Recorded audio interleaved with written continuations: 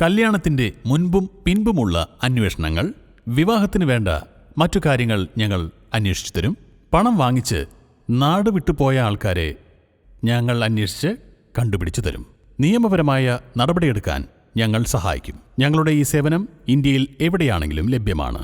എല്ലാ വിവരങ്ങളും വളരെ രഹസ്യമായിരിക്കും. Bed rock detectives private limited. Phone 7299909999.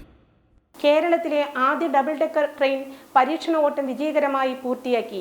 Coimbatore Pollachi Palakkad റൂട്ടിലായിരുന്നു പരീക്ഷണ ഓട്ടം.